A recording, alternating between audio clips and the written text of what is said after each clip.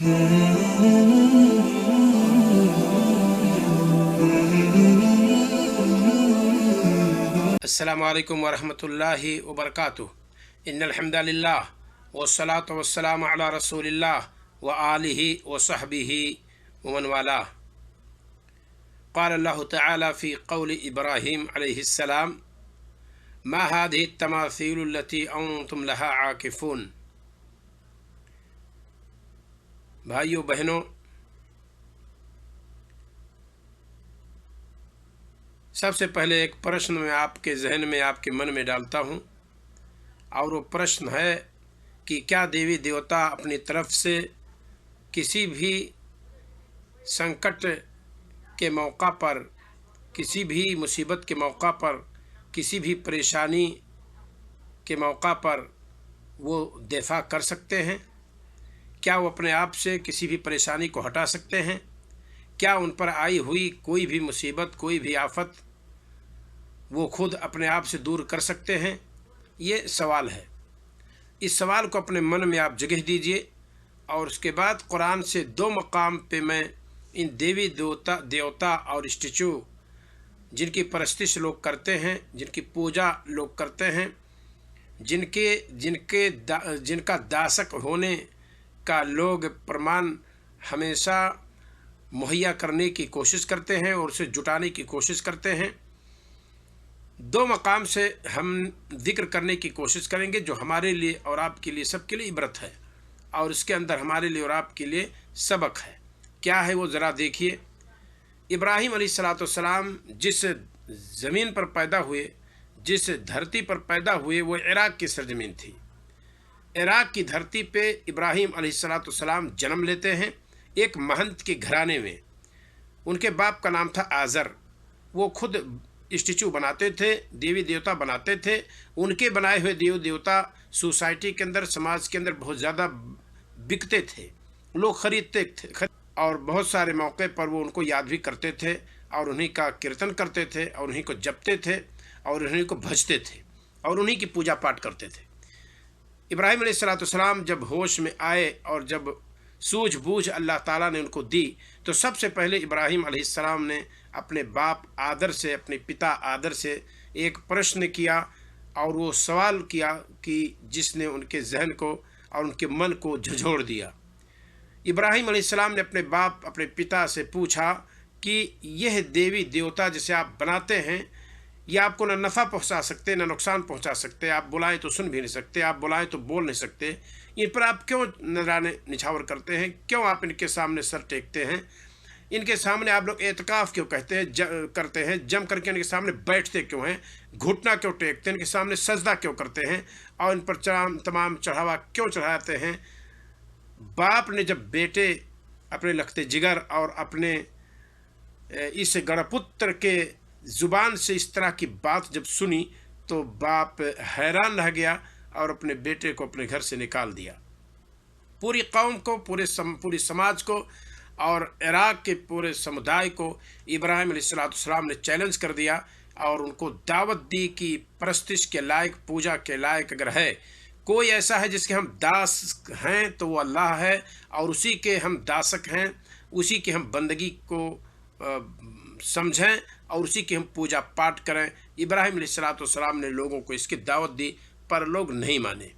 इब्राहीम अलैहिस्सलाम ने लोगों को धमकी दी कि एक दिन आएगा कि आपकी देवी देवताओं की, इन स्टैचू की हम दुर्गत बना कर रहेंगे। इब्राहीम अलैहिस्सलाम, एक दिन मेला का दिन आया, जब कौम के सारे लोग घर से जा चुके थे बाहर। इब्राहीम अलैहिस्सलाम बुतखाने में आए, मंदिर के अंदर आए, और उन्होंने देखा कि ये देवी देवता बोलते नहीं, पुकारो तो ये सुनते नहीं, इन पर ये चढ़ावा चढ़ाया जाता है, यह कुत्ते और बिल्ली खाते हैं, अगर मक्खी कुचले भागे तो छोड़ा भी नहीं सकते। इब्राहीम अलैहिस्सलाम ने पूछा कि ये खाना है, तुम खाते नहीं, और वमा लकुम ला तंतिकून, तुम बोलते क्यों नहीं? इब्राहीम अलैहिस्सलाम ने जब उनको खिताब किया तो इसमें कोई शक नहीं, को पत्थर के थे, बोल नहीं सकते थे। इब्राहीम अलैहिस्सलाम ने उनको अपने हाथों से तोड़ा और बड़े देवता को छोड़ दिया, और उसी के गले में कुल्हाड़ी इब्राहीम अलैहिस्सलाम ने आवेज़ा कर दी किस लिए आवेदा कर दी? ताकि लोग इसकी तरफ रुजू करेंगे, फिर हमें मौका मिलेगा ये कहने का कि अगर ये बोलते हैं, ये परेशानी से अपने आप को बचा सकते हैं, तो दीगर देवी देवता तो तोड़ दिए गए हैं, तो ये बड़ा तो जिंदा है, बड़ा तो आपकी नज़र में दिख रहा है। आप इससे पूछिए कि किसने किया है। इब्राहिम अलैहिस्सलाम को बुलाया गया, लोगों के सामने, मानुष जाति के सामने लाया गया। इब्राहिम अलैहिस्सलाम से पूछा गया कि ये कर्म आपका है, आपने ऐसा किया है? इब्राहिम अलैहिस्सलाम ने कहा कि बल फ़अलहु कबीरुहुम हादा फ़स्अलूहुम इन कानू यंतिक़ून, इनके बड़े ने ये किया है, अगर तुम चाहो तो इसे पूछ सकते हो, अगर ये बोलते हूँ या बोल सकते हूँ। लोगों ने कहा कि तुम्हें पता है कि तो बोलते नहीं। कहा फिर क्या वजह है कि तुम इनसे मन्नत व समाजत करते हो, इनको पुकारते हो और इनके सामने खाना पेश करते हो? फिर क्या वजह है जब ये बोल भी नहीं सकते, तुम्हारी सुन भी नहीं सकते? खिसियाई बिल्ली खंबा नोचे, कौम लाजवाब हो गई और प्लान बना कि इब्राहिम अलैहिस्सलाम को आग में डाल दो, नदरे आतिश कर दो। हमारे देवी देवताओं का ये दुश्मन और ये विरोधी हमेशा के लिए जल करके खाक हो जाए। इब्राहिम अलैहिस्सलाम को आग में डाला गया, पर आग का जो जिम्मेदार है और आग को जो बनाने वाला है, उसका रचनाकारी जो है, उसका सृष्टिकर्ता जो है, वो सातवें आसमान के ऊपर, सातवें आकाश के ऊपर अर्श पर ब्रिजमान है और अर्श पर वो मुस्तवी है। अल्लाह रब्बुल आलमीन ने हुक्म दिया कि या नारुकूनी बरदम व सलामुन अला इब्राहिम, ऐ आग तो ठंडी हो जा और सलामती हो इब्राहिम अलैहिस्सलाम के लिए। आग ठंडी हो गई और आग ने इब्राहिम अलैहिस्सलाम को तकलीफ नहीं पहुंचाया और उनको जला ना सकी। पूरी कौम के लोगों ने इसे देखा कि इब्राहिम अलैहिस्सलाम ने देवी देवताओं की दुर्गत बनाई, मंदिर में घुस करके उनको तोड़ा और बड़ा बुत उनका बाकी था, वो भी नहीं अपने आप को बचा सका। ये तमाम देवी देवता सरनिगों हो गए और औधे मुँह गिर गए। किसी का हाथ टूटा हुआ, किसी की नाक कटी हुई, किसी का कान कटा हुआ और किसी का सर टूटा हुआ। ये अपने आप को नहीं बचा सके। तो हमारे लिए और आपके लिए इसमें दर्स है कि यह हमें और आपको भी नहीं बचा सकते, ये अपनी तरफ से दिफा नहीं कर सकते, ये इतने कमज़ोर हैं। ये हमारे और आपके हाथ के तराशे हुए, ये हमारे और आपके खा वो लकड़ी के हों या पीतल के हों या तांबा के हों या सोने और चांदी के हों या पत्थर के हों, ये हमें और आपको नहीं बना सकते। ये हमने और आपने तो खुद इनको बनाया है। ये परेशानी के मौका पर अपने आप से कुछ नहीं दिफा कर सकते। यह कुत्ते और बिल्ली अगर उनका हक लेकर के भागे तो छीन नहीं सकते। एक मक्खी इन पर चढ़ाए गए जलेबी का एक शीरा लेकर के भागे, एक दाना कुछ लेकर के भागे इन पर जो चढ़ाया गया है, तो ये उसे छीन नहीं सकते, क्योंकि इनके अंदर इसकी ताकत नहीं और इसकी इनके अंदर क्षमता नहीं। लिहाजा हमारी और आपकी कोशिश है, मैं आपसे अनुरोध करता हूँ कि आप इस चीज़ को दिक्कत के साथ सोचें और उस प्रभु को भजें और उस सृष्टिकर्ता को आप भजें जिसने भूतल बनाए, या आकाश बनाया, ये सूरज और चंद्र के दिए जलाए। ये सूरज जो अपना प्रकाश बिखेरता है आकाश में, उसकी पूजा करो जिसने हमें और आपको बनाया है और जिसने सूरज और चांद को बनाया है, जिसने गौ को बनाया है, उसके बछड़े को बनाया है, जिसने दुनिया की सारी चीज़ों, इस पृथ्वी की सारी चीज़ों को हमारे लिए और आपके बनाया है। आकाश के नीचे और इस धरती के ऊपर जितनी चीज़ें हैं, सबको सृष्टिकर्ता ने, इस रचनाकारी ने, इस हमारे और आपके प्रभु ने और इस परवरदिगार ने, इस पालनहार ने हमारे लिए और आपके लिए बनाया है। लिहाजा हम इस चीज़ को सोचें कि ये देवी देवता हमारे तरफ से और आपकी तरफ से दिफा नहीं कर सकते, खुद अपने तरफ से दिफा नहीं कर सकते। अगर दिफा कर सकते थे तो इब्राहिम अलैहिस्सलाम ने तोड़ा, तो अपने आप को बचा नहीं सकते थे। तो एक वाकया तो ये है।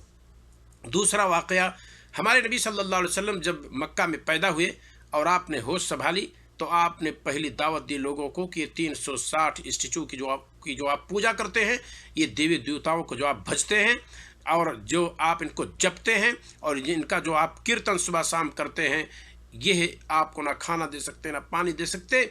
अगर आप लोग कहते हैं ला इलाहा इल्लल्लाह, कि नहीं है कोई माबूद हकीकी सिवाय अल्लाह के, कि अल्लाह ही सिर्फ दासक के लायक है, सिर्फ अल्लाह बंदगी, अल्लाह की ज़ात सिर्फ ऐसी ज़ात है कि उसकी पूजा की जाए, तो लोगों उसको पूजो और ये तमाम देवी देवताओं को छोड़ दो। हमारे नबी सल्लल्लाहु अलैहि वसल्लम की इस दावत पर विरोध किया गया। कोई हमारे नबी सल्लल्लाहु अलैहि वसल्लम की दावत पर लब्बैक नहीं कहा। आपके घर का, अरब का, मक्का का, हाशमी घराने का अबू लहब ने कहा तब्बन लका लिहाजा दाउतना, इसीलिए बुलाया था तेरे लिए बर्बादी हो कि हम तमाम माबूदों को छोड़ दें अपने और एक अल्लाह को बना लें। अजाल आलिहता इलाहन वाहिदा इन्न हादा लशैउन उजाब, तमाम माबूदों को एक बना दिया है, ये तो अजीब सी बात है। ये तो ऐसी बात है कि जो अकल में नहीं आने वाली है कि 360 बुतों को हम पूजते हैं तो ज़रूरतें पूरी नहीं होती। और मोहम्मद इब्न अब्दुल्लाह का कहना है कि खाली एक अल्लाह है, ये गलत है। हमारे नबी सल्लल्लाहु अलैहि वसल्लम की बात को लोगों ने तस्लीम नहीं की। हमारे नबी सल्लल्लाहु अलैहि वसल्लम को इस दावत की वजह से विरोध किया गया, आपका विरोध किया गया, आपको मक्का से निकाला दे दिया गया। 8 से साल के बाद जब मक्का में आप अपनी फ़ौज लेकर के दाखिल हुए तो उसी मक्का के अंदर ज़रा देखिए, मैं ये मिसाल दे रहा हूँ कि देवी देवता अपने आप को नहीं बचा सकते, अपने आप से दिफा नहीं कर सकते। कितने थे? 360 थे। लात 360 थे, जिसमें उसाफ और नायला को सफ़ा और मरवा पर लोगों ने रख रखा था। हुबल बुत जो सबसे बड़ा था, खाने काबा के बीच में नस्ब किया हुआ था, और बाहर और अंदर तमाम देवी देवता रखे हुए थे। हमारे नबी सल्लल्लाहु अलैहि वसल्लम एक छड़ी लिए हुए थे, उसी छड़ी से आप उन बुतों की तरफ, स्टेचू की तरफ इशारा करते थे और कहते थे जा अल हक़ व ज़हक़ल बातिल इन्नल बातिल कान ज़हूक़ा, कि हक़ आ गया है और बातिल अब जाने वाला है। बातिल की सिफत ही है मिटना, और बातिल जब जाएगा तो फिर वापस आने वाला नहीं है। हमारे नबी सल्लल्लाहु अलैहि वसल्लम कुरान मुक़द्दस की इस आयत को पढ़ रहे थे और छड़ी से इशारा करते हुए देवी देवता औंधे गिर जाते थे। 360 बुतों से खाने काबा को पाक किया गया। हमारे नबी सल्लल्लाहु अलैहि वसल्लम खाने काबा के अंदर दाखिल हुए और अपने रब का आपने शुक्र अदा की और आपने 2 रकात सलात वहाँ अदा की। और उसके बाद मक्का के लोग हमारे नबी सल्लल्लाहु अलैहि वसल्लम के सामने एक मुजरिम की तरह खड़े थे, सबको आपने माफ़ कर दिया, आपने छोड़ दिया। यहाँ कहना यह है कि ये 360 माबूद अपने तरफ से दिफा नहीं कर सके जब हमारे नबी सल्लल्लाहु अलैहि वसल्लम छड़ी से इशारा कर रहे थे और सब औंधे मुँह गिर रहे थे। तो जब ये देवी देवता अपने तरफ से दिफा नहीं कर सकते, खुद अपने तरफ से डिफेंस नहीं कर सकते, अपने आप को बचा नहीं सकते, तो हमें और आपको क्या हो गया है कि हम इनकी पूजा करें जो कि अपने तरफ से दिफा नहीं कर सकते। हम आड़े वक्त में इनको पुकारते हैं जो खुद अपनी दिफा नहीं कर सकते। हम इनसे औलाद मांगते हैं, संतान मांगते हैं जो खुद संतान दे नहीं सकते, जो खुद लावलद हैं, जो खुद हमें और आपको एक दाना नहीं दे सकते। हम इन पर चढ़ावा चढ़ाते हैं कि ये खाते हैं, हम इनको बुलाते हैं कि बोलते हैं, ये ना बोलते हैं ना सुनते हैं, और ना जो चढ़ावा चढ़ाया जाता है कुत्ते बिल्लियाँ खा जाती हैं, सड़ जाता है, उसके बाद हम और आप खुद उसको फेंक देते हैं। हम और आप डेली देखते हैं, पर अल्लाह से दुआ कीजिए, प्रभु से दुआ कीजिए, ईश्वर से दुआ कीजिए कि हम और आप को जहन दे, सोचने का मलका दे, कि हम और आप इस फिक्र को समझें और इस मसले को समझ सकें और इसके संबंध में हम और आप विचार करें कि हमारे नबी सल्लल्लाहु अलैहि वसल्लम ने जो दावत दी है कि देवी देवता हमें और आपको कुछ नहीं दे सकते, ये तो अपने आप से दिफा नहीं कर सकते, अपनी परेशानी को हटा नहीं सकते, ये संतान नहीं दे सकते, ये आपको पूंजी दुनियावी पूंजी नहीं दे सकते, और ये ना धन दे सकते, ना दौलत दे सकते, ना लड़ाई और जंग में आपको हरा जिता सकते हैं। लिहाजा इनकी पूजा करने से क्या फ़ायदा है। तो देवी देवता अपनी तरफ से खुद दिफा नहीं कर सकते तो हमारी तरफ से दिफा क्या करेंगे। लिहाजा ये इतने कमज़ोर हैं। पूजे उस ज़ात को जो सब पर हावी है, सबसे कभी जो वाहिदुल क़हार है, जो तन्हा है, ज़बरदस्त है, वो अल्लाह रब्बुल आलमीन है, वो प्रभु है, वो ईश्वर है, जिसने इस सृष्टि को बनाया है, जिसने भूतल को पर इंसान को बसाया है, जिसने आकाश को बुलंद किया है, जिसने हमें और आपको यह बेहतर हाथ और पैर दिए, जिसने हमें और आपको, हमारे माँ बाप को सोचने की ताकत दी और चलने की ताकत दी, बोलने की ताकत दी। ये हम और आपको चाहिए हम उसी अल्लाह को भजें और उसी अल्लाह को पुकारें और उसी अल्लाह का गुण गाएं जिसने हमें और आपको इस भूतल पर पैदा किया है, और वही ताकतवर है, उसके सामने किसी की ताकत का कोई मानो मतलब नहीं है। लिहाजा ये देवी देवता अपने तरफ से डिफेंस नहीं कर सकते, यह अपने तरफ से किसी मुसीबत, किसी परेशानी, किसी संकट मौका पर अपने किसी भी संकट को हल नहीं कर सकते, किसी भी परेशानी को दूर नहीं कर सकते। तो हम और आप इनको क्यों पूछते हैं। अल्लाह ताला हम तमाम भाई बहनों को सोचने की तौफीक अता फरमाए, तमाम मनुष्य जाति को इस संबंध में मिल बैठ करके विचार करने की तौफीक दे। अस्सलामु अलैकुम व रहमतुल्लाहि व बरकातुहू।